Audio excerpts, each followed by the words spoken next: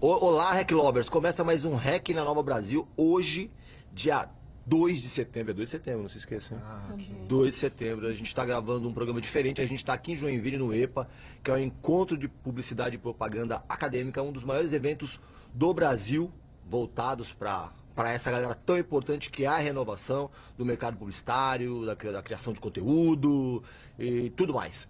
E aí a gente está recebendo aqui duas pessoas muito interessantes que vieram compor o painel de speakers aqui dentro do evento e que vai dividir um pouco com a gente a sua experiência de vida e falar de muita coisa polêmica. Não, mentira, não vai ter polêmica não. Não vai ter polêmica não. Ó, vou inserir o primeiro entrevistado, que é uma das vozes mais expressivas da geração Z, é criativo e dinâmico, iniciou sua jornada quando criança e expandiu sua audiência aos 14 anos ao produzir vídeos curtos para o TikTok, com temáticas sociais, usando o humor como potente ferramenta de comunicação. Ele faz dancinha, ele escreveu livro, ele faz filme, ele estuda cinema, ele mora em Recife, ele mora em Salvador, ele mora no Rio de Janeiro, ele palestra em Joinville, então assim, tem bastante coisa pra gente conversar aqui, né, Kaique Brito? Isso aí, obrigado. Seja bem-vindo, Kaique. Ó, a gente vai falar sobre isso e fazer uma dancinha no final, né? Aí a nossa... Exatamente, ó. A nossa segunda entrevistada, ela tem 10 anos de experiência em marketing B2B e ao longo da sua carreira esteve envolvida em diversas áreas, incluindo marketing de produto, comunicação e relações públicas, inteligência de mercado e geração de demanda. Sua trajetória inclui passagens por empresas como Ebanks, Neogrid, onde liderou equipes em estratégia de marketing global para empresas de diversos portes. Atualmente ele é gerente de marketing enterprise no Nubank. Seja muito bem-vinda, Camila Andy Schmaus. Arrasou. Não é isso? Ô Camila, para começar, por que você abandonou o alemão? Já sim? Acho que eu nunca comecei o alemão, talvez. Nunca começou? Então Não. conta pra gente um pouquinho como é que iniciou a sua carreira no marketing. Boa. Primeiro que eu me formei em moda. Como assim? Sim, me formei em moda. E num caminho de acadêmico assim meio conturbado. Mas trabalhava em produtora, trabalhei em agência no começo, e aí a agência que eu trabalhava fechou. E eu falei, e agora? Aí entrei como designer na Neogrid, foi a primeira firma, vamos dizer assim, que eu trabalhei. E aí foi lá que eu descobri esse mundo do B2B, de vendas complexas, um universo completamente diferente do que a gente vê no marketing B2C. E aí, daí fui seguindo, o resto é história. Passei pelo Ebanks e agora há um ano no Nubank. O conhecimento que você adquiriu na faculdade de moda, você não usa pra nada? Nem pra gerar um conteúdo, por exemplo? Ótima pergunta. Não, eu uso cores, teoria das cores. Nossa. Na prática, sim, mas só porque eu gosto mesmo, mas de fato, tipo, conteúdo de moda na época. Hoje em dia, pro que o marketing B2B assim, acho que eu uso pouco, pra ser sincera. Tá certo. E você, Kaique, por que você resolveu criar conteúdo? O que estava acontecendo na sua cabeça quando você achou que você não queria viver isso sozinho? Então, era modinha na minha turma. Era basicamente isso. Eu tinha, sei lá, 11 anos de idade, em 2016. Não sei se eu fiz essa conta certa, gente. Talvez. Eu tenho 20 agora. Mas eu não sei se eu fiz essa conta certa. Gente, é por isso que eu sou de humanas. Vamos lá. Mas é isso. Era muito modinha na minha turma de 7º ano do Fundamental. Ter canal no YouTube. Todo mundo tinha. E eu era um dos pioneiros da minha turma, tá? Eu fui um dos primeiros a ter. E eu gostava muito de gravar, assim, porque eu sempre acompanhei muito YouTube, sabe? Então eu tinha meu canal no YouTube, eu tinha meu perfil no Musical.ly, que é o atual TikTok, né? Então eu tenho o Musical.ly, eu tenho o TikTok antes dele ser TikTok, desde, sei lá, 2015, 2016. Então eu descobri uma paixão aí, né, em gravar vídeo, em me expressar no audiovisual mesmo, assim. Então atualmente eu faço faculdade de cinema muito porque eu gosto pra além só das redes, sabe? Eu gosto muito de produzir, enfim, é isso. Sim. E em que momento você achou que dá pra viver disso? Foi exatamente... Ou melhor, dá pra viver disso? Bom, Pra começar, né? eu espero que sim. Mas sim, foi ali em 2019, porque o que acontece? Eu comecei de verdade, assim, eu acho que eu trabalho muito desde criancinha, porque Fora Trabalho ganhar infantil, né? dinheiro. Tem uma crítica isso, aqui. Isso aí. Não, mas trabalho tipo que eu queria todos os dias antes de ir pra escola gravar pelo menos um vídeo de 15 segundinhos ali de transição. Sabe esses challenges de blogueira de maquiagem assim? Eu fazia isso só que sem a maquiagem, basicamente. Então, e até hoje eu uso muito dessas técnicas pros meus vídeos. Então eu era viciado em gravar vídeo de transição. Eu acho que ali eu desenvolvi metade das minhas habilidades com audiovisual aos 11, 12.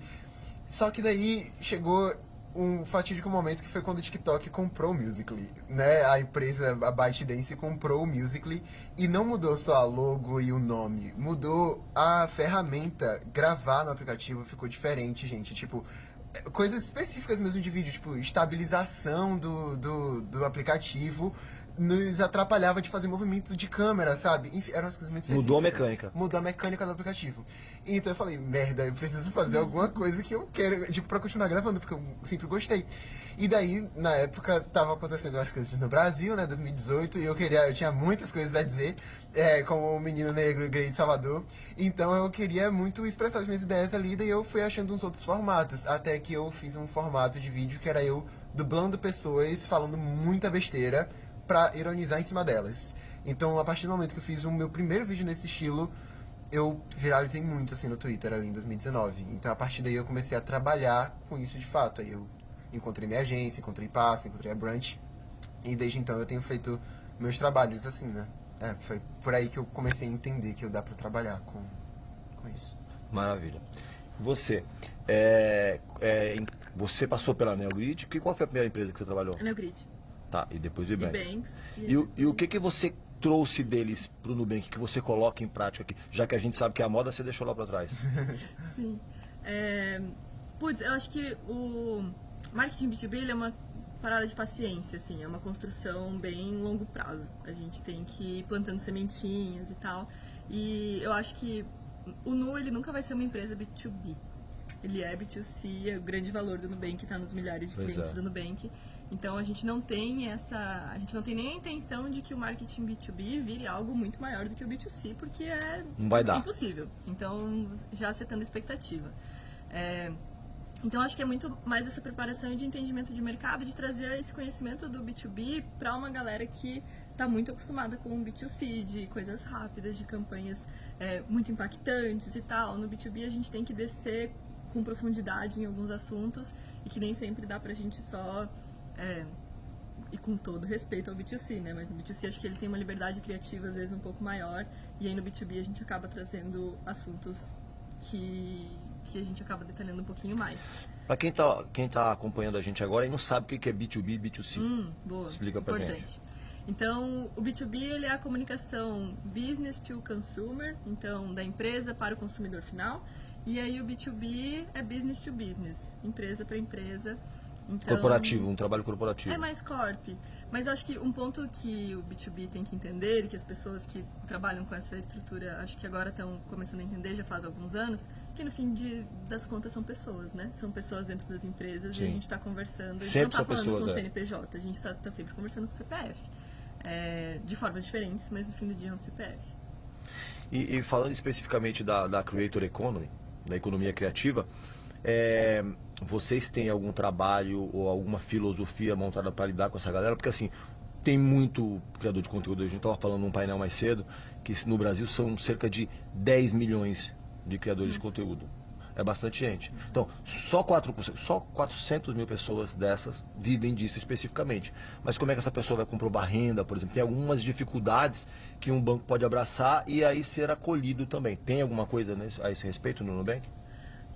Assim, acho que eu posso falar mais sobre, no contexto da conta PJ, por exemplo, e de oferecer meios para que essa pessoa vá se profissionalizando, assim. Eu acho que o Nu, pensando em acesso, em tudo que ele fez nesses últimos 12 anos, assim, de bancarizar muita gente, acho que vai nessa mesma toada, assim, de trazer essa mesma facilidade, essa mesma experiência para a galera PJ.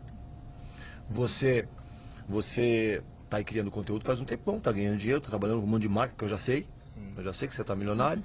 Isso. E como é que funciona essa questão organizacional? Se você tem um time, uma equipe que cuida do teu trabalho, da tua carreira, como é que faz isso? Eu tenho minha mãe, que me ajuda muito com fazer nota, emitir nota e etc. Sai barato ou sai mais caro trabalhar com a sua mãe?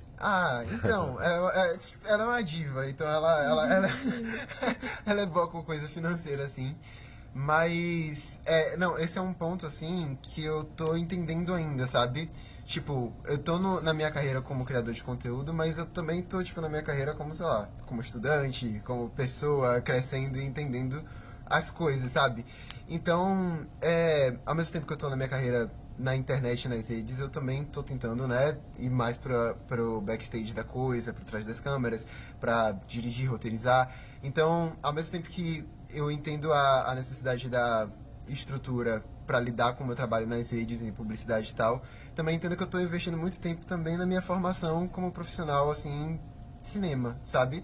Então, eu tenho, tipo, eu e minha mãe, minha internet é isso, mas por isso que eu ainda não pensei em, tipo, contratar pessoa pra roteirizar e não sei o quê. Até porque é a parte que eu gosto de fazer, né? Então, assim, se eu fosse realmente abrir, tipo, aumentar uma equipe, começar uma equipe pra alguma coisa, seria pra esse lado aí mais burocrático da coisa. Mas ainda não aconteceu.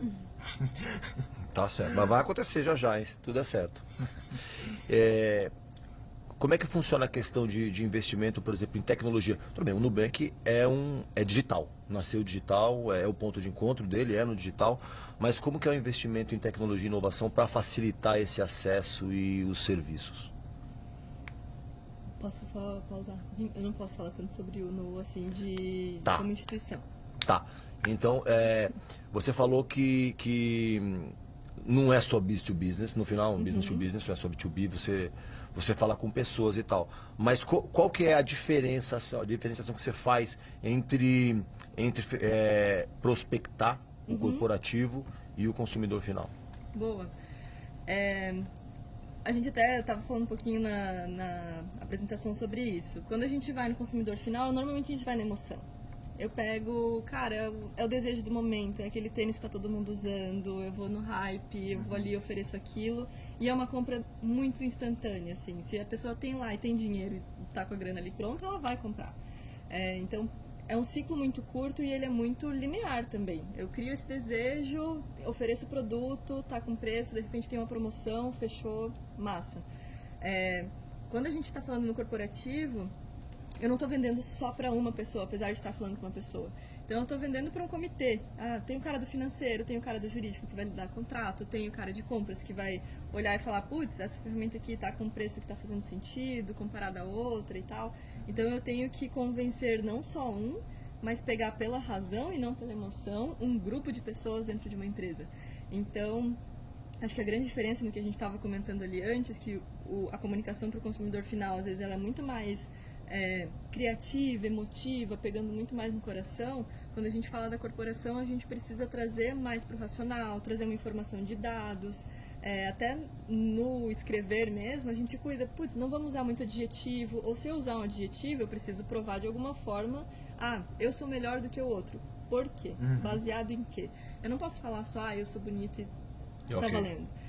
Azul é legal. Não dá. A gente precisa explicar de alguma forma o porquê que isso é de fato dessa forma. Então isso acaba trazendo... É muito mais legal às vezes você falar, nossa, esse óculos é lindo, ele vai, né, fechar com o teu rosto e tal. E aí depois você fala, mas ele é de acetato, ele tem um negócio aqui, o parafuso dele tá ali, ele vai assim, vai assado. Então essa venda um pouco mais técnica acaba às vezes na comunicação sendo mais boring, assim. Mas a gente precisa trazer isso para que esse convencimento tenha substância para quem vai comprar lá na ponta. Certo. Você, Kaique, como é que funciona a tua relação com as marcas? Eu sei que você, já no painel mais cedo, a gente conversou, você disse que você faz o que você gosta, o que você acredita, o que você se sente preparado e tal, mas uma vez que você precisa trabalhar com as marcas, elas fazem parte da economia criativa, inclusive elas viabilizam isso. O que você, até onde você vai para se encaixar numa estratégia de uma marca que quer estar contigo? Então, quando a gente tá nesse processo assim de fechamos um trabalho, vamos organizar essas entregas, eu sempre tô muito defendendo assim formatos que eu acho que vão fazer sentido, e eu sinto que, nossa, eu acho que de 2019 pra cá as marcas abriram muito os horizontes delas, assim, a cabeça, porque pô, quando tá me contratando é porque quer um vídeo em linguagem de Gen Z. Por que Deus alguém pediria pra fazer um vídeo diferente do que eu já faço? Pra sair da sabe? tua linguagem. Pra sair, pra tirar o motivo de terem me contratado, sabe? Mas chega de vez em quando alguns briefings assim. É isso, na fase do briefing, muito comum chegar uma coisa muito engessada, tipo, eu preciso que a legenda seja nesta formatação. Eu fico, galera, mas aí eu vou usar e quem me segue sabe que eu não uso a legenda desse jeito. A pessoa vai bater o olho, vai saber que é publicidade e vai querer fugir, porque a gente sabe como é o comportamento de quem assiste. Então, eu tô muito nessa de defender, assim, e é muito sobre formato, eu acho, e no discurso, isso que você falou agora, acontece muito no meu mundo, assim, de, às vezes a marca quer comentar, quer comunicar Fale todas quer falar do parafuso do óculos, você falou. E, gente, eu acho que num vídeo curto, nem todo mundo tá interessado nisso aqui que vocês estão querendo tanto falar. E daí a gente precisa dar, às vezes, umas brigadas pra falar, galera, eu acho que é melhor pra vocês que a gente simplifique um pouquinho essa mensagem aqui, sabe? Eu, Kaique, sofro com isso, né? Porque eu, às vezes, quero falar sobre um tema muito denso, quando não se trata de marca e tal, eu quero só falar alguma coisa no meu coração, só que eu sei que as pessoas não vão querer assistir um vídeo tão longo de eu falando sobre aquilo, sabe? O que daria muito mais tração se eu transformasse aquilo num roteiro de 30 segundos. Isso dói, mas eu entendo também que o meu conteúdo ele funciona muito pra criar pulguinhas atrás das orelhas das pessoas e menos pra explicar. Até porque eu tenho 20 anos, eu não sou formado ainda em nada. Então eu não tenho essa credibilidade pra falar sobre economia na internet, sabe? Ou qualquer outra coisa. Então eu puxo muito pra esse lado da reflexão. E daí com as marcas, a minha abordagem ultimamente tem sido essa, assim, vocês têm tal serviço, tal produto. Como a gente pode encontrar algum dilema sobre crescimento, sobre essa fase dos 20, enfim, e como a gente consegue traduzir, linkar uma coisa a outra. Tem sido muito nesse caminho do meio termo. E de 2019 pra cá, evoluiu muito, assim. Que bom, né? E posso comentar Claro. um ponto? E eu acho que essa comunicação corporativa tá bebendo muito dos formatos de consumidor. Porque LinkedIn, por exemplo. Sim. LinkedIn colocou uma aba agora só full vídeo. E quem tá no LinkedIn hoje, LinkedIn é aquela rede social que todo mundo acha que é pra procurar emprego. Mas a galera tá consumindo muito conteúdo e aprendendo e usando como formas de se profissionalizar, se aprofundar no assunto e tal. E LinkedIn, nos últimos 2 anos, investiu muito agora nessa estrutura de vídeos, de levar isso para audiência também. Então tá bebendo um pouco, e as marcas que conversam com outras marcas, né, que é o caso do B2B, estão usando muito desse recurso também. Porque é algo que tá no dia a dia, né? Sim. Então, às vezes o executivo tá lá, ele não tá no TikTok, no Instagram, no Reels fazendo assim, mas ele agora tá com esse comportamento também dentro do LinkedIn. E as marcas estão bebendo um pouco disso, dessa tendência do consumidor para colocar para a empresa. É o que você falou, né? São pessoas, então é interessante pra gente assistir, Exato. sabe? E eu ia até perguntar pra você, Camilo, o seguinte, essa história do o marketing de influência, ele é tão importante pro B2B quanto ele é importante pro B2C? Super, super.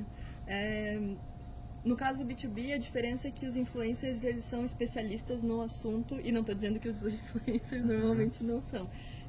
Mas normalmente é um cara que trabalha já com aquilo de alguma forma, já tem um contato com esse assunto há muito tempo, então ele é uma referência no assunto, e aí as marcas usam também um pouco desse conhecimento para fazer essa relação, e eles pensam, se o cara está se associando àquela marca é porque ele de fato entrega o que ele está prometendo. Então essa associação com grandes pessoas é super relevante. Para prestar essa credibilidade. Exato. E às vezes a gente tem influencers que são da própria empresa. Então eu já trabalhei com executivos no passado, que são executivos que vieram do mercado para trabalhar na empresa e que a gente acabava trabalhando no perfil deles como se eles fossem influencers. Então tinha uma pessoa de conteúdo, por exemplo, que ficava só criando conteúdo para aquele porta-voz. Então, óbvio, são conteúdos colocados, o time de marketing trabalha e tudo, mas está 100% trabalhando a audiência da pessoa física. Corre um risco da pessoa, o executivo saiu da empresa e levou toda essa construção que a gente fez com ele. Isso faz parte do jogo, e aí a gente pega o próximo, entende de que forma que a gente consegue mudar e ainda conseguir capitalizar em cima disso. Mas muito. Legal. Ô Kaique, você já fez algum trabalho com banco? Nunca fiz com banco, sabia? O Nubank vai ser o primeiro? Tomara. Não, só de curiosidade, assim. Não, enquanto vocês falavam de banco, eu pensei, é verdade, eu acho que eu nunca fiz. Já vi muita proposta, mas é porque isso também tem uma coisa muito específica. Eu viralizei aos 14 e é muito burocrático você, tipo, pra alguma marca fechar comigo, a gente precisava que elas conseguissem a autorização do Estatuto da Criança e do Adolescente, alguma coisa assim. Utilizados menores. Exatamente. Eu nem lembro mais os termos, graças a Deus. Mas é isso, até os 16 foi muito difícil. Tipo, a partir dos 16 não precisava mais dessa autorização muito, sabe? Porque é isso, levava, sei lá, uns 30 dias pra sair. Marcas trabalham com urgência. Não tem esse tempo. Então, a única marca que fechou comigo pré 16 anos foi Netflix. Foi a marca que teve paciência. Falou assim, tá bom, vamos esperar, enquanto isso a gente vai só trabalhando aqui no nosso relacionamento. Foi tipo, a única, assim, aí eu fiz 16 e eu comecei a trabalhar. Mas aí também tem isso, né, tem essas restrições, eu não sei se com banco é só a partir dos 18, eu tô muito desligado disso atualmente. Mas bebida alcoólica, por exemplo, acho que é só 21, ou 18 Sim. também, enfim. Não fiz com banco ainda não. E bebida alcoólica você já fez? Não. Eu vou fazer 21 agora, em setembro. Eu não sei se é com 21 só com bebida alcoólica, publicidade. Gente, eu tô super perdido em termos de publicidade, tô tão cineasta ultimamente. É sim. Ó, Camila, a gente tá falando bastante de geração Gen Z aqui. Tem um trabalho específico que vocês fazem pensando em cada geração ou uma comunicação? Eu tô falando especialmente no B2B, eu não sei como é que é. Deveria, mas eu acho que aí a gente entra num caminho mais de geração dentro das empresas. Então, nas compras mais complexas, normalmente a gente está falando com executivos. Esses executivos, infelizmente, infelizmente real, porque eu acho que falta diversidade. Sim. Eu acho que as empresas poderiam investir mais nisso, não só diversidade de gênero, mas também de idade, de colocar algumas mentes mais frescas e tal. Então, não é nem por escolha, mas a gente acaba às vezes falando com aquele perfil executivo que a gente já conhece, 40 mais, homem branco. Mas adoraria real, assim. A gente fez um evento recentemente e que acho que foi o primeiro evento que eu consegui ver uma pluralidade maior de pessoas assim dentro das empresas, um número de mulheres muito grande, e que aí já dá uma felicidade, deixa o coração assim um pouco mais quentinho. Eu acho que questão de diversidade de gênero já evoluiu bastante. Mas a parte de carreira, de estar numa posição de executivo e tal, ainda passa por aquela questão de experiência, de idade, de tempo de cadeira e tal. E não concordo 100%. E o que é possível fazer para... Tudo bem, que é um esforço da sociedade, né? Sim. Para equilibrar melhor isso, na tua opinião. Como é que funciona isso dentro do seu time, por exemplo, né? Porque aí a gestão é tua. Sim. Cara, a gente tem que promover a diversidade em tudo que a gente faz. Então, se eu tô, por exemplo, promovendo um evento e escolhendo o pipeline de speakers desse evento, eu quero colocar diversidade. Então, eu preparo esse pipe de speakers de uma forma proposital. Então, eu quero homens, sim, mas eu também quero mulheres, eu quero pessoas com ideias novas, eu quero pessoas muito experientes, gostando ou não. Então, eu acho que em tudo que a gente faz tem que ter essa lente, não tem como ser diferente. E às vezes vai até no tipo de profissional que você contrata em terceiros, não necessariamente precisa ser no meu time. Com o tempo, assim, marketing, quando a gente fala dessa estrutura mais corporativa, ele é mais complexo e a gente precisa um pouco mais de profundidade. Eu estava até comentando ali, é difícil às vezes uma empresa contratar agência para B2B, porque o assunto é muito complexo, então precisa ser aquela pessoa que está bebendo o tempo inteiro do conteúdo que está sendo falado e tal dentro da empresa. Tem que ser alguém de dentro. Tem que ser alguém de dentro. Mas nas duas últimas empresas que eu trabalhei, no Nubank a gente faz isso e no Nubank a gente fazia isso também, eu tenho profissionais full-time da agência trabalhando comigo, no Slack comigo. Então, ele não passa por uma estrutura de, tô falando com o atendimento vai passar o job para o time criativo, que eles vão pensar em alguma campanha, vão ter uma ideia maravilhosa e vão ver em essa tempo proposta. real. É na hora, sou eu conversando com uma pessoa de conteúdo, sou eu conversando com um designer, e aí assim a gente vai construindo as coisas juntos. E aí é nessa hora também que a gente tem que prezar pelo ângulo de diversidade, pra gente olhar e ter essa pluralidade nos fornecedores e nas pessoas que estão construindo as coisas com a gente. Que legal. Ô, Kaique, vamos falar um pouquinho da tua experiência como escritor, porque também nessa cara.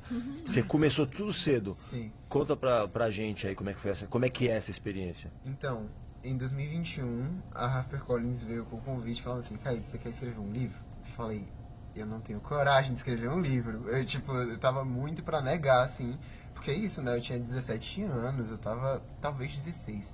Eu tava muito nessa de, calma aí, vamos deixar os escritores Deixa eu fazer minha escreverem. dancinha. Então, velho, me convenceram, falaram, Kaique, você tem coisas a dizer, sabe? Vamos lá. E daí eu fui testando, né? Eu fui testando, tanto que a ideia surgiu em 2021, eu lancei o livro em 2024, porque eu demorei muito pra escrever. Eu tomei meu tempo pra aprender a estrutura de uma história ficcional, um livro de ficção, né? Chamado Quase Exemplar, comprem. E daí, eu levei meu tempo pra estudar, eu levei meu tempo pra amadurecer a história mesmo, sabe? E uma coisa que me ajudou muito foi ter uma orientadora junto comigo também, tipo orientador de TCC, assim, eu imagino, eu não fiz TCC ainda, mas aquela pessoa que ela tava comigo, Alba, beijo, ela me fazia reunião comigo toda semana, sabe? Era meio que a psicóloga dos livros, assim, eu falava, oi, então, tô com dificuldade de fazer esse personagem fazer tal coisa, ela falava, Kaique, muda essa vírgula, eu falava, caraca, é verdade, faz todo sentido. Então, a experiência de escrita foi muito, muito, muito rica, foi muito legal mesmo, assim. Era a minha terapia semanal, escrever um capítulo ali por semana, e daí terminou virando uma história que minha paixão pela história só vai se renovando, sabe? Porque eu escrevi sobre coisas tão específicas na minha mente que às vezes eu volto ali, sabe? E eu fico, caraca, Kaique do passado, você arrasou nessa. Você foi inteligente aqui nessa frase. Então, foi muito, muito, muito divertido escrever. E daí, isso me abriu horizontes, assim, sabe? Pra entender que eu gosto muito mesmo de pensar nas histórias, além de só atuar ou gravar meus vídeos, enfim.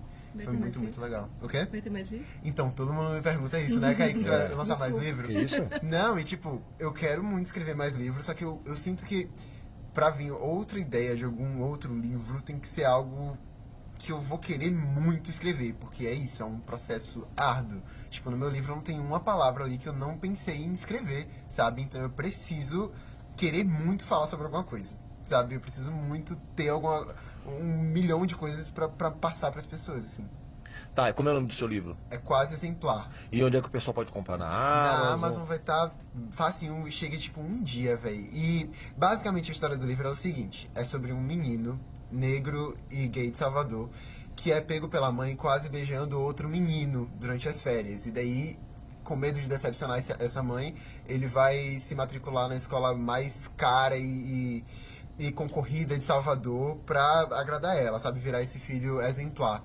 E daí o livro é a gente vendo ele não conseguindo ser esse menino engomadinho que ele tanto tenta ser, sabe? É um romance, é levinho, uma ficção, é aquele filminho de Sessão da Tarde, sabe? Basicamente.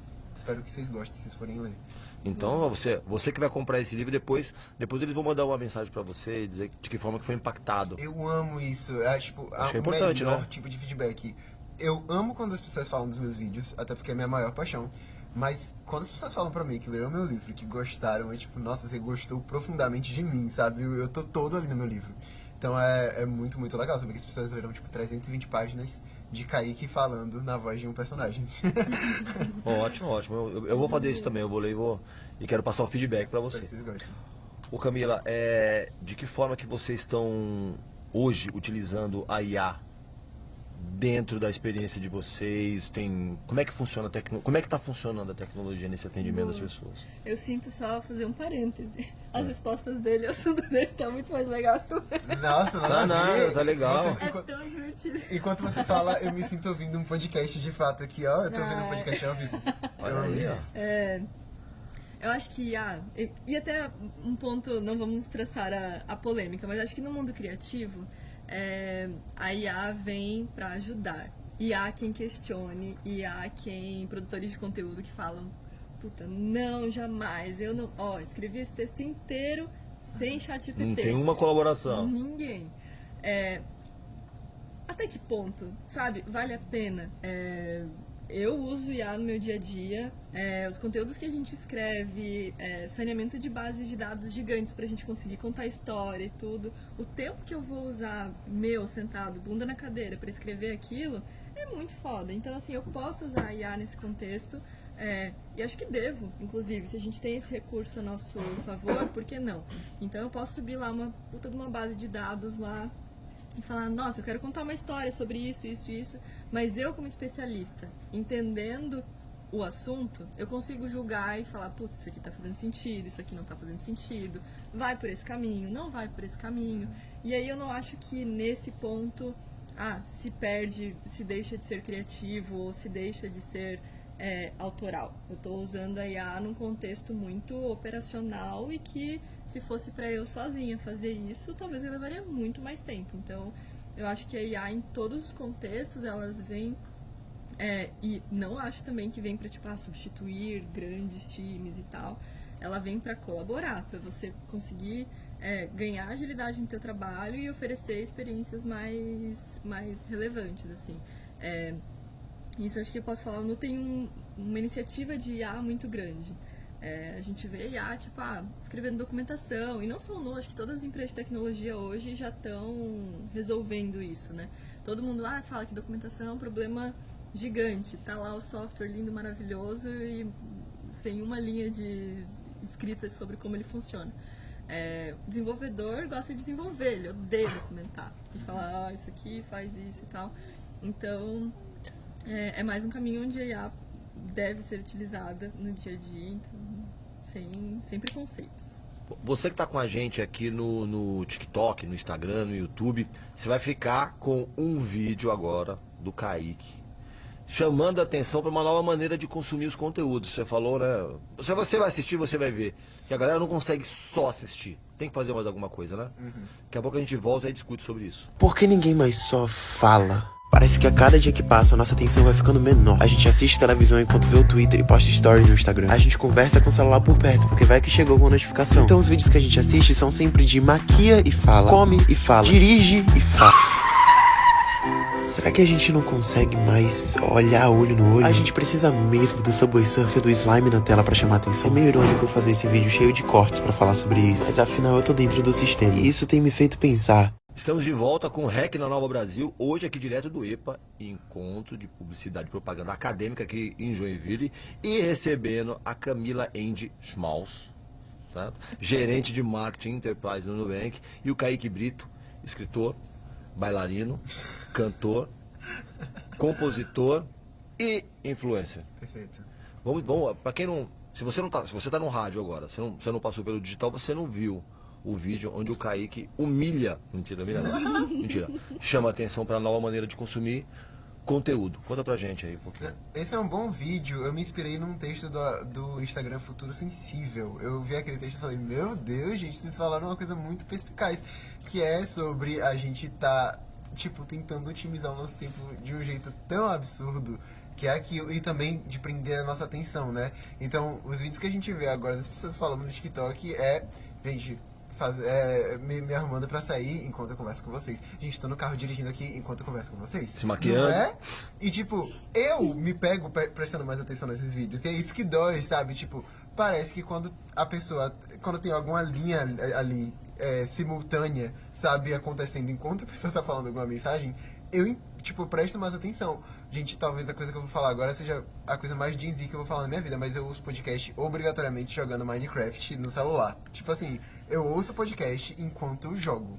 Eu não vou prestar atenção. E você consegue prestar atenção assim? Eu só consigo, porque é uma coisa que eu tô fazendo que não exige muito no meu cérebro, sabe? Então eu ouço muito bem o que a pessoa tá falando.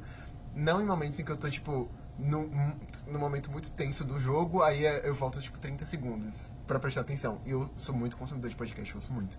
E é assim que eu ouço, ou jogando qualquer joguinho que seja muito fácil. E o que é isso, gente?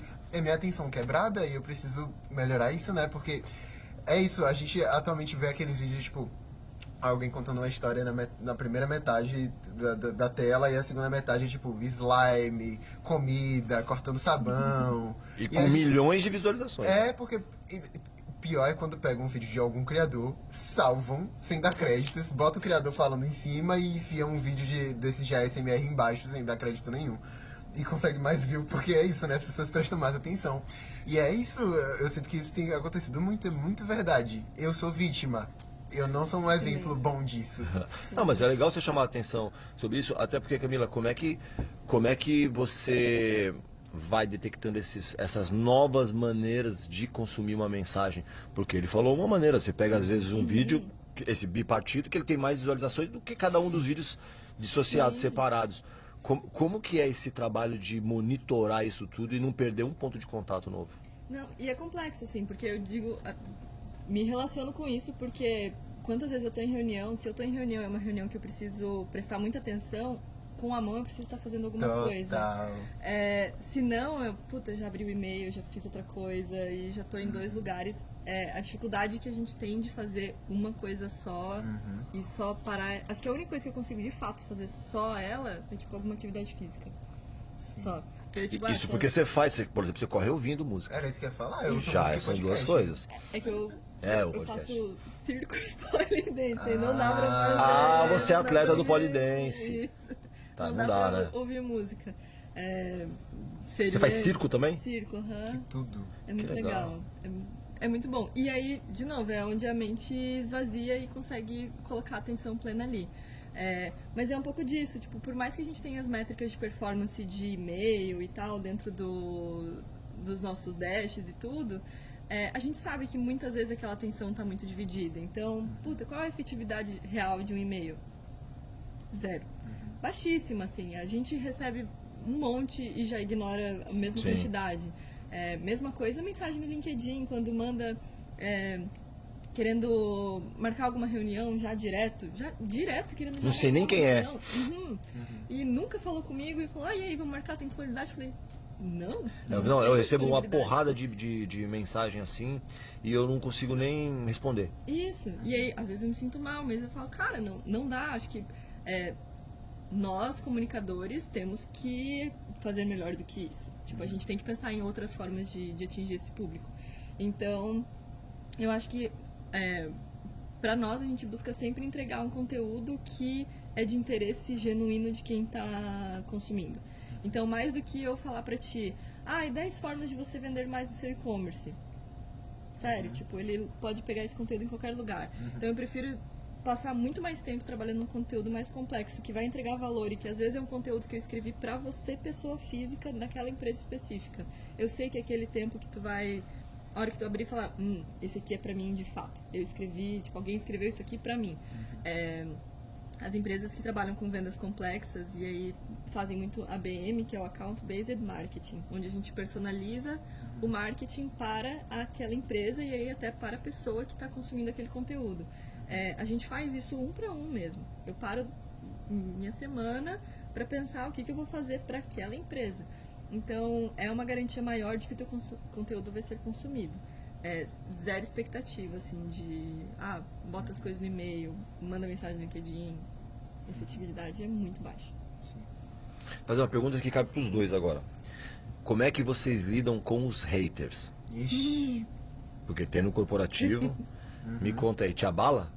bastante, assim. Antes eu dizer que não, assim, mas é porque é muito...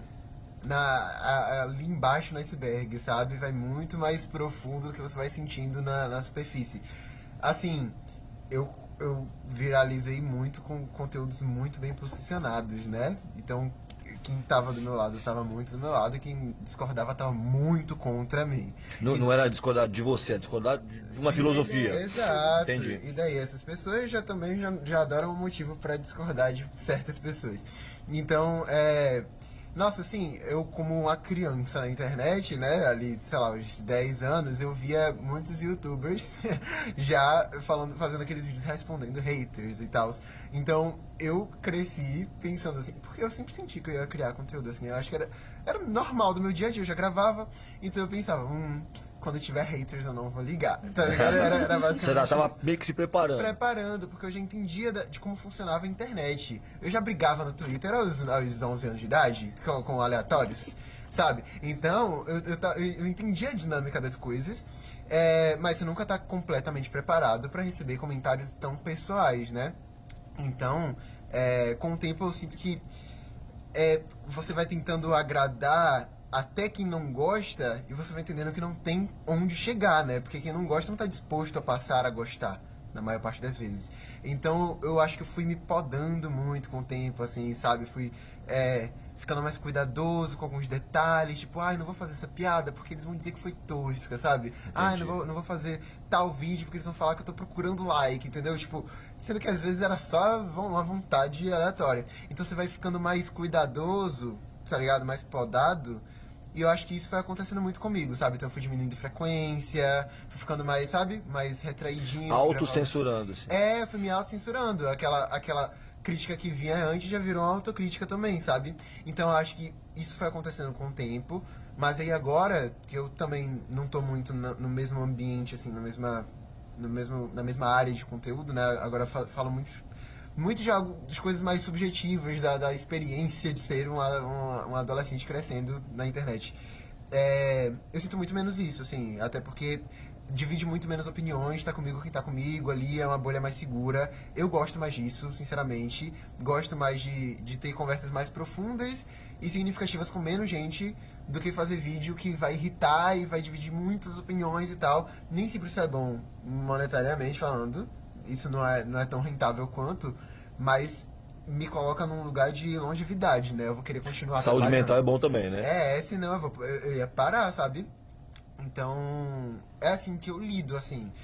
E perceba como, eu acho que quanto mais o conteúdo ele vai sendo autêntico meu, menos eu me sinto mal quando vem crítica.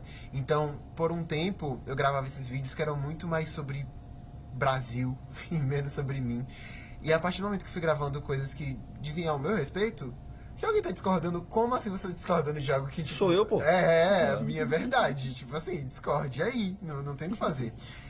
Então eu acho que quando isso foi acontecendo, tipo, um vídeo recente meu que eu fiz uma mini reflexão, assim, sobre nossa necessidade de performar. Sabem o Letterboxd, sabem o Last FM, esses contadores de músicas e de filmes que a gente assiste, a gente tá,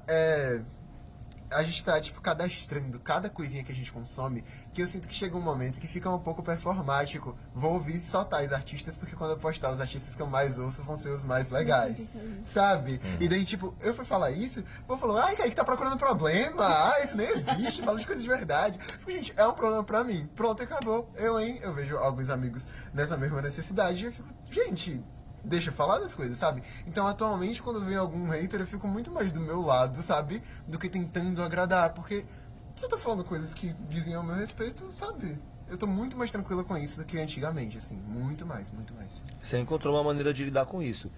E você, Camila, como é que você faz? Você precisa dessa pessoa que tá reclamando do outro lado.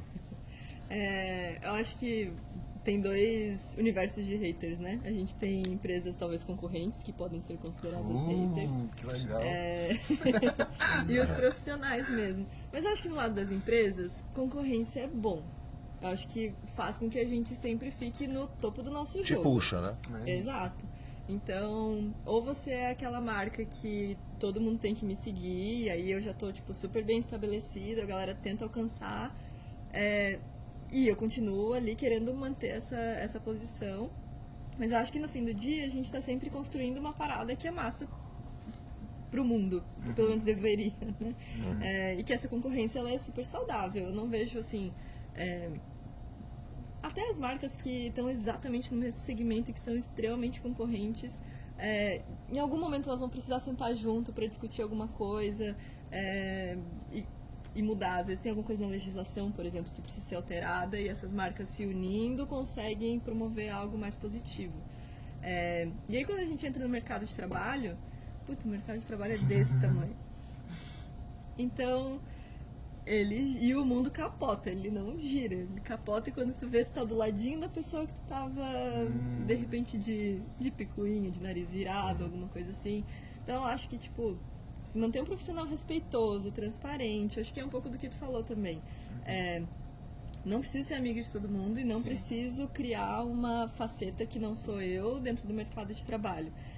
Se eu sou eu e continuo verdadeira comigo mesma, sendo respeitosa e tratando todo mundo da forma como eu gostaria de ser tratado, por mais que seja uma pessoa que às vezes não é o meu melhor perfil pra eu me relacionar e da pessoa que eu gosto de conversar e tudo, consigo manter essa linha de respeito e seguir a vida. E é isso Não precisa bater em ninguém. Exato, não, por favor. Sem tempo pra isso, né? Tem tanta coisa pior que se preocupar. O Kaique, e o cinema, hein? Cinema. Tá, qual que é o papel que ele tá tomando na tua vida? Porque você tá cursando cinema, trancou, mas tá cursando cinema, sim. pretende seguir essa linha, como é que... Pretendo.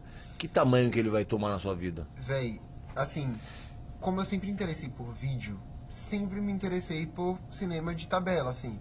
Na verdade, a gente cresce assistindo filme, né? Cresce assistindo filme, novela, série. Sempre foi algo que tava ali, mas é isso, né? Quando a gente não tem muita referência próxima, a gente não vai entendendo essas possibilidades diferentes de carreira. Então, sei lá, eu fiz teatro quando era criança, eu fui o Peter Pan, tá ligado? Essas coisinhas de escola e tal.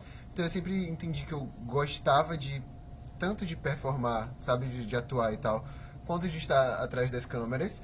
E atualmente eu faço as duas coisas, né? Eu sou ator também. E daí a minha primeira experiência no set de filmagem foi gravando um filme chamado Sem Coração. Tá na Netflix, assista. E daí a gente tava gravando Sem Coração em 2022 e eu tava achando que o set ia ser uma coisa e era outra, sabe? Eu achava que era apenas estúdio, várias câmeras e tal. Mas era tipo uma coisa legal, com gente legal, fazendo coisa legal, sabe? Então eu me apaixonei, assim, pela coisa, mais ainda, ali eu firmei que era, de fato, a carreira que eu queria seguir. E é isso, no cinema eu tenho muito interesse de ser roteirista, diretor, montador. Amo editar vídeo, então eu tenho certeza, assim, que montagem vai ser algo que eu vou querer muito fazer no futuro. Mas também amo contar as minhas próprias histórias, assim, né? Então eu quero estar no roteiro, na direção de projetos também. Então esses são os meus maiores interesses, assim, daí ultimamente eu tenho muito focado nisso, sabe? Em estudar isso, tipo, de forma teórica, pegar referência e tal. É isso. Nada mal, hein? Nada mal. Ô Camila, a gente tá chegando meio na parte final do programa, a gente vai ter um momentinho de autoconhecimento já já, mas antes, eu queria que você dissesse pra gente o que o Nubank tem que nenhum outro player, nenhum outro banco tem. Eu acho que o time. Acho que são pessoas que querem sempre fazer diferente e estão sempre pensando no cliente. Sempre. O cliente é o centro. E como é que o cliente do lado de fora sente essa diferença? Tá aqui, o cara vai aqui agora, o cara é desbancarizado, o cara não tem mão. O cara vai escolher um banco digital ou um banco para abrir uma conta. Porque mesmo o banco que não é 100% digital, ele também está presente no digital, então você consegue abrir uma conta. Por que ele vai escolher o Nubank? Ele não sabe do time, ele sabe do resultado aqui fora. Por que ele deve escolher o Nubank? Vou falar como uma pessoa deveria escolher Seu banco. normalmente. Então, independente de ser Nubank ou não. O que a gente pensa que um banco sempre traz? Incomodação.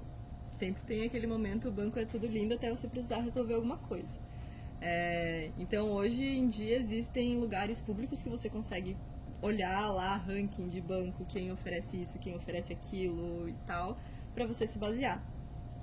Acho que tem dois super interessantes, que um é o Reclame Aqui, que todo mundo conhece para qualquer tipo de produto, de e-commerce, de problema. Acho que todo mundo já foi no Reclame Aqui. E o próprio Banco Central. Por acaso, o Nubank tem o prêmio do Reclame Aqui de melhor atendimento há algum tempo já, e ele é o último, o que é ótimo, em reclamações do Banco Central. Então... Nada, satisfação garantida ou seu dinheiro de volta. É o cliente no centro. Acho que é um bom argumento, né? É um bom argumento. Bom, agora a gente chega na parte de autoconhecimento, que aí eu vou começar contigo, Kaique. Divertido, autoconhecimento, diga. Então é o seguinte, não, pra você é o seguinte, você começou a tua trajetória muito cedo, sua carreira muito cedo, 10 anos, 9 anos, Não, sim, começando a gerar conteúdo. Mas, assim, qual foi o momento mais marcante da tua infância? Aquele momento ou aquele acontecimento que fez com que você, por exemplo, seguisse esse caminho que você optou por seguir hoje? Que legal essa pergunta. Nossa, é difícil pensar em infância assim, às vezes. Véi, eu tenho uma experiência talvez um pouco individual de infância. A minha família, ela tem uma escola de bairro em Salvador. Então, as minhas férias eram na escola. Assim, eu morei muito mais na escola do que em casa. Porque minha família tava lá e eu também tava lá. Então, tipo, eu era o último aluno a sair da escola, porque eu saía quando a escola tava fechando, sabe? Sim. Eu estudava de manhã, ficava lá a tarde toda. Eu estudava de tarde, ficava lá a manhã toda. Você estava internado. Tava no internato só eu, tá ligado? Não mais nenhum aluno, era só eu. Exato. E essa foi a experiência, esse tipo de experiência era muito, tipo, individual e específica de mim, assim. E eu acho que me formou muito como pessoa, assim, sabe? Eu acho que, eu gosto de estudar, eu gosto do ambiente, enfim. Pode aprender. Eu gosto de aprender e eu acho que... mas aí, pra além disso, minhas experiências com obras, assim. Então, eu era uma criança obcecada pelo Menino Maluquinho. Amava a série da TV Cultura Um Menino Muito Maluquinho. Mais do que os filmes. Eu gosto dos filmes, mas eu gosto mais da série. Eu era obcecado por Menino Maluquinho. Eu cresci vendo muita série da Nick, da Disney, muitos desses filmes, assim. Meu filme preferido é Lemonade Mouth. Então, eu acho que essas minhas experiências, assim, com filme, série, quando eu era criança, me marcaram muito pra quem eu sou hoje. Mas, é isso. Falando um pouquinho além da infância, assim, já na pré-adolescência, a minha experiência no TikTok, antes dele se chamar TikTok, que era o Musical.ly, gente, era uma bolha da bolha, sabe? Era um micro nicho, era um aplicativo que ninguém usava, que o TikTok achou potencial ali, comprou, né, e transformou em outra coisa, mas assim, antes daquilo, o aplicativo Rosinha era nossa casa, sabe? Meus melhores amigos virtuais até hoje são dessa época. Eu tinha uma amiga dessa época, Isa, que, tipo, quando eu fui mudar pro Rio de Janeiro, aí a gente tava na mesma cidade, entendeu? Então a gente passou a se ver. Então, muito da minha vida se formou a partir do tempo do Musical.ly, que durou o quê? 2 aninhos, assim, antes do TikTok comprar. Isso com quantos anos? Quando eu tinha ali uns 12, 13. 12, 13. Eu lembro que eu fiz 12. 11, 12, 13. Eu amava muito, muito, antes de ir pra escola, gravar meus videozinhos, conversar com meus amigos, sabe? E era um ambiente muito saudável, não tinha essa competição que a gente vê hoje, sabe? De rede social, assim, tava todo mundo se apoiando, gostando dos vídeos. Não tinha essa coisa de competir. Eu faço por like. melhor, tá assim. Não tinha muito, tipo, a gente fazia concursos, eu e Kaique falava, gente, vamos fazer um concurso agora. E promovia, sabe? Mas deixa eu te falar, isso não é nem a plataforma, isso é porque você era criança. Comunidade. Isso é porque você era criança, agora adulto Faz acabou. sentido. Não, mas eu acho que, tipo, atualmente a gente é muito instigado a competir. Sim. E na época a gente era uma comunidade ali que tava se ajudando, só sendo amigo, sabe? E gravando Legal. vídeo junto, a gente gravava collabs imensas, a gente juntava, tipo, 20 pessoas, dividia parte de 15 segundos pra cada. De cada um. Que legal. E montava. Era muito divertido, gente. Tá vendo como é divertido? Então, eu acho que a experiência, assim, criança no Musical.ly foi muito, muito, muito divertida pra Te mim. moldou. Me moldou, me deu meus amigos, me deu minha paixão pelo audiovisual, sabe? Então eu amava essa época. Saudade. Te odeio, TikTok, porque eu Isso é ótimo. Agora você, Camila, é outra coisa, hein? Ai, tá Isso é o bom. seguinte, se você não corresse o risco de ser julgada por absolutamente nada, o que você faria de diferente na sua vida? Show, que pergunta legal. Eu acho que eu não seria uma profissional de marketing. Tá, seria o quê? Eu adoro a área da saúde. Muito, muito, muito. Eu acho que, tipo, zero julgamentos de transição de carreira e etc. Largaria tudo. Mas a área da saúde, tipo, o quê? Saúde da mulher, obstetrícia, tudo. E você fez moda, trabalha com marketing, mas você iria pra Aham, saúde. Sim, 100%. Que interessante. Largaria tudo, tipo, sei lá, fazer medicina, fisioterapia. Se não... É que aí, o que eu acho? Hoje as coisas estão tão encaminhadas pra esse lado, a mudança de carreira ela é mais complexa, né? Porque aí a gente tem... Não, mas quando você tem uma, CLT, uma carreira CLT, estabelecida, tal. tal. Não pode ser algo, virei a chave, acordei amanhã, adeus emprego, estou começando a faculdade do zero. Mas, se fosse zero julgamento e muito dinheiro, seria isso. Que boa resposta. Cara, que interessante. Tem alguém da tua família da área da saúde? A minha família, assim, meus pais são da área da saúde, tem outras pessoas também na família. E aí, sempre que assim, meu pai, inclusive, quando eu era criança, ele dava aula de primeiros socorros. E aí eu era a cobaia. E eu ia Você era socorrida. ensanguentada. Sim. Ele fazia sangue falso, colocava roupa suja, eu ia pra ele pros cursos e eu ficava assim, machucada. E aí, conforme eu fui crescendo, tipo 4, 5 anos, aí eu comecei a entender como funcionava o processo de avaliação de primeiros socorros. E aí, quando eu via que a galera que tava na minha equipe ali me avaliando tava fazendo errado, eu começava a falar, tá errado. Vou morrer, Ai. eu vou morrer. Aí meu pai não me levou mais. Mas eu nasci muito no meio disso. E aí, assim, terminando o ensino médio e tal, nessa fase acadêmica, que a gente começa a ter algumas reflexões, eu parei pra pensar, tipo, putz, a vida de um médico ou de uma pessoa da saúde é dedicação total, né? Você abdica de muitas coisas, tem plantão e tal. E a minha cabeça naquela época era muito mais só, é medicina, é plantão, vai ser foda e tal, e eu quero tempo com a minha família e etc. E aí, tem direito publicitário, trabalho às vezes mais, faço fim de semana e tal. Mas enfim, era outra mente também, mas acho que seria isso. Mas você tá infeliz? Não. Ah, Mas só- não. Essa resposta nem é pra mim, é pro Nubank. Não tô infeliz. Eu gosto muito do que eu faço, muito. Eu acho que tem muito caminho ainda de crescimento dentro da comunicação para diversas áreas. Mas a saúde vai sempre ser um pontinho, assim. Um xodó. De repente, já já você consegue fazer uma coisa em paralelo. A CIPA dentro da empresa já ajuda. Pelo menos modelo de Posso participar dos treinamentos. modelo de acidentada, você tem experiência. Eu tenho. Ai, que Posso ótimo. pedir pro meu pai colocar no meu currículo. Ai, Fazer uma cartinha. modelo de acidentada. Eu acho. Nossa, Gente, primeiro quero agradecer esse papo, achei que foi bem legal, eu gostei. eu adorei. Obrigada. Eu achei que foi legal. Segundo é o seguinte, quem ainda não te segue, Kaique? Quem ainda não trabalhou contigo a marca fora no Nubank, que estamos trabalhando para isso, como é que é o ponto de contato? Bom, pra conhecer meu trabalho, eu acho que a melhor rede social é o meu Instagram. Mais do que o TikTok até, por mais que eu tenha nascido lá, eu acho que o Instagram tá mais bonitinho.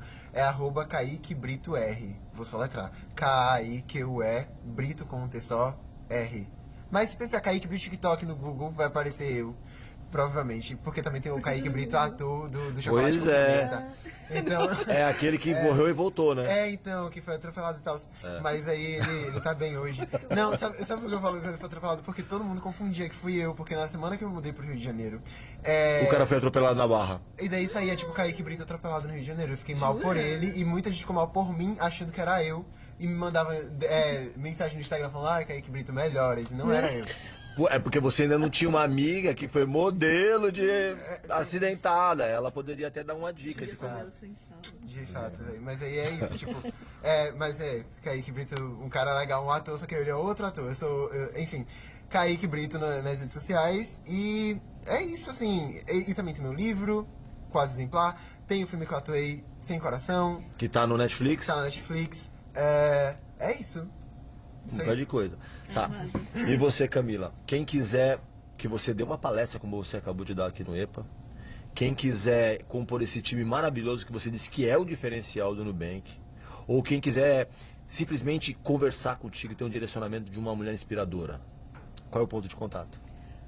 Eu vou falar o LinkedIn, né? Meu nome no LinkedIn vai estar lá. Eu sou bem diferente do Kaique nas redes sociais. Instagram fechado, meio chato, assim, mas é porque eu sou... eu tenho... A gente Você faz tem isso... paz, né, pelo visto. Tenho. Isso é lindo. E tem Que é um pouco isso, de paz? preguiça também. Não preguiça, mas assim, não sou a pessoa que vai...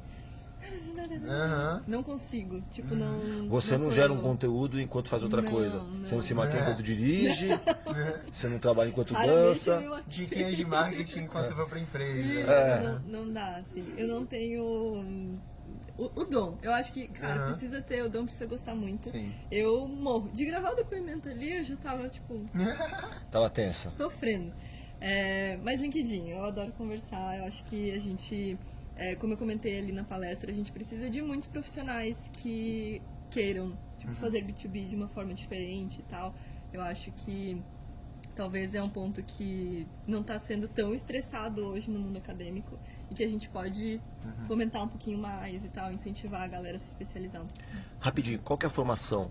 Para esse profissional que quer se especializar em B2B, qual que é a formação Fazendo. dessa pessoa? É difícil. Não É na existe. prática, né? Existem muitos cursos não formais. Então, tem EBAC, tem outras empresas, inclusive, que aí fazem essa educação de marketing de performance e tal, e que aí acaba endereçando um pouco dessa estrutura de B2B, quem estuda ABM também e tal. São cursos mais livres, mas eu acredito muito na intersecção de talentos. Então, sabe, tipo, quando pega um engenheiro que vai trabalhar com um médico e aí ele desenvolve uma ferramenta super foda. É muito legal.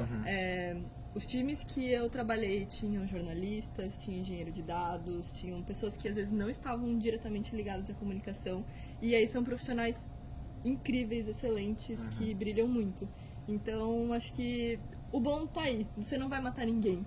Então você não precisa fazer medicina. Sim. Exato. Você pode estar, tipo, na tua carreira de hoje e começar a estudar, de repente colar em alguma pessoa que já tem experiência, Tem espaço. tentar entender mais, tem muito espaço. Tá. Pra fechar, você falou que o pessoal te buscar no LinkedIn. Soletra, então, teu nome? SCHMALZ. Camila Angie Schmaltz. ANGIE. Isso. Como é que é o Schmaltz, não? Schmaltz. Então é isso. Ai, gente, gente, lindo a forma de escrever. não é legal, né? Aham. Gente, obrigado, muito obrigado por essa conversa. Obrigada. Lembrando que o REC na Nova Brasil vai ao ar toda terça-feira, do meio-dia a 1, no TikTok, no Instagram e no YouTube, ou a qualquer momento nas ondas da Nova Brasil FM. Um beijo e até semana que vem.